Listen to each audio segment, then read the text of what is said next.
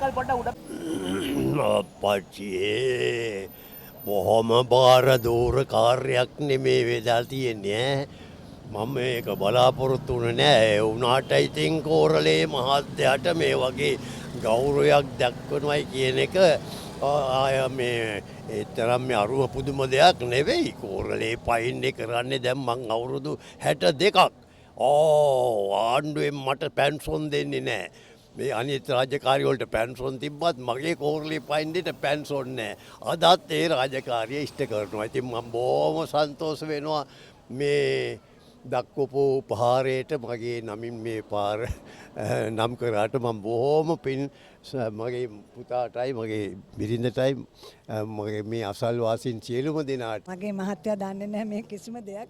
අපේ පුතා තමයි මාත් එක්ක කතා කරලා අම්මේ මෙහෙම දෙයක් අපි කරමු. අප්පච්චි නැතුණාට පස්සේ මෙහෙම දෙයක් කරලා වැඩක් නැහැ. එයා ජීවතුන් අතර ඉඳද්දිම කරන්න ඕනේ අප්පච්චි දැනගෙනට දැන් අප්පච්චි මම හිතන්නේ පුතේ සන්තෝෂ ඇති මෙහෙම එකක් කරපු එක. ඇත්තට මේ පාරට අපි එන්න පාර කියලා අපිට අපේ දිහාට සෑහෙන පිරිසක් එනවා සාමාන්‍යයෙන්.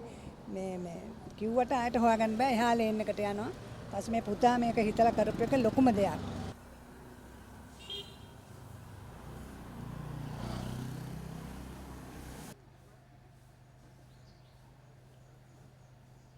චිත්‍රකේ එන්නකල් තව සුට්ටක් මේ පැත්තට එනවා කතාවට ඒ ඔහුගේ නිවසට පිවිසෙන මාර්ගය ඔහුගේ නමින් නම් කරනු Happy birthday to you Happy birthday dear Happy birthday to you ඒ වගේමයි මේ සමාවෙන්න බෝඩ් එක දාලා කියලා යුද්ධ කරා විතරයි. අපි අක්කරගෙන කියලා කවුරුයි.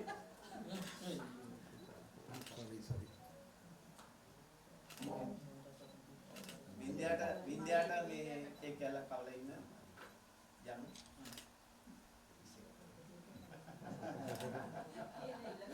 අම්මා කියනවා. චිත්තක පොඩක් ජනයි කොට පතර එන්න. උපලියක් ආ එන්න ඉස්සරහට එන්න. අයියා අර කරලා උපලියක් ඉස්සරහට එන්න. මේ අපේ උපලියකට කම. ලොකු මාමා. අම්මගේ ලොකු මයියා.